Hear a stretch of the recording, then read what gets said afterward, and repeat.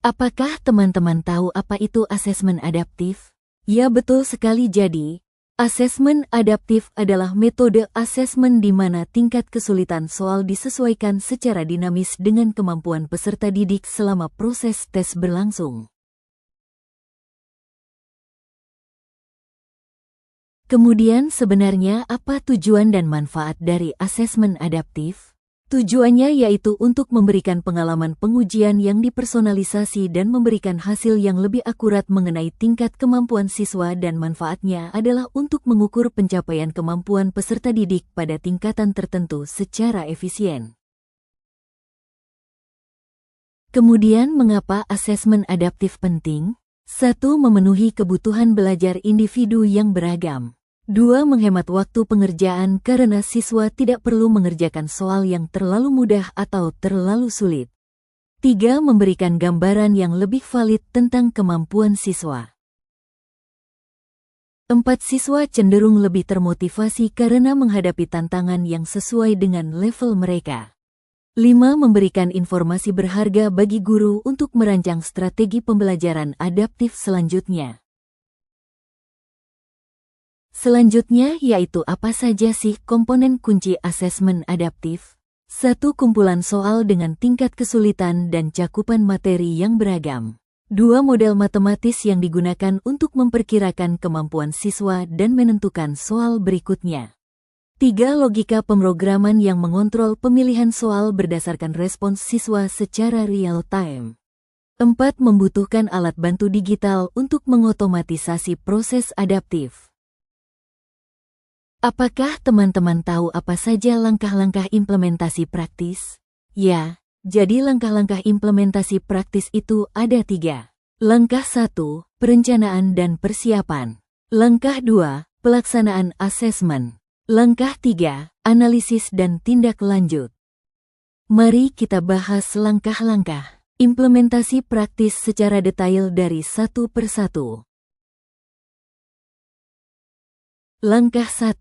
Perencanaan dan persiapan. 1. Tentukan tujuan asesmen, diagnostik, formatif, atau sumatif. 2. Pahami capaian pembelajaran, CP, atau tujuan pembelajaran yang ingin diukur.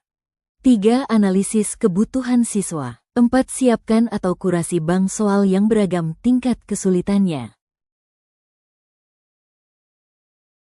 Langkah 2. Pelaksanaan asesmen. 1. Pilih platform atau alat asesmen adaptif yang sesuai, misalnya, menggunakan fitur pada aplikasi tertentu atau tools digital.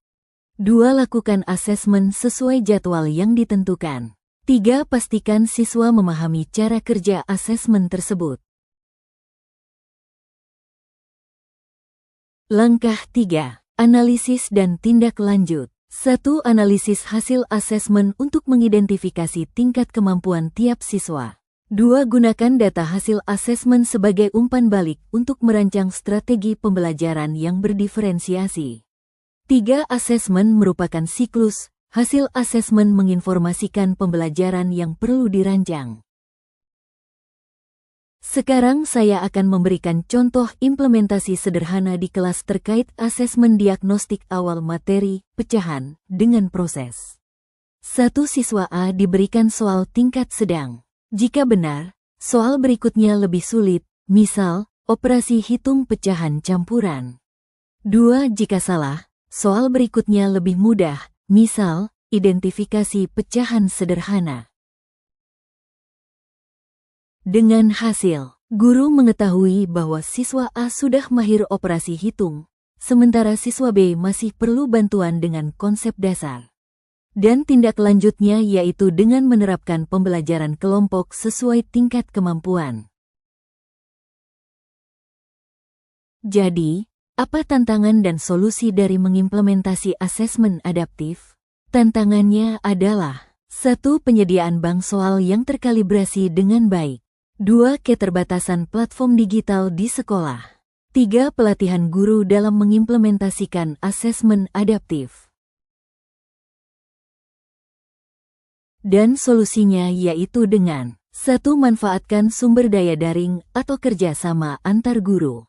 2. Gunakan alat yang sudah tersedia atau kembangkan alat sederhana, misalnya dengan bantuan fitur di PowerPoint interaktif.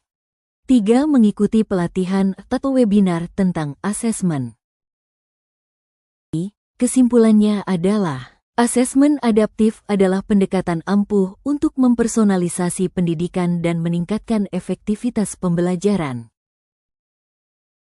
Asesmen yang baik bukan hanya tentang mengukur, tetapi juga tentang memperbaiki proses belajar. Demikianlah video tutorial implementasi asesmen adaptif yang saya buat, semoga bermanfaat. Terima kasih dan sampai jumpa.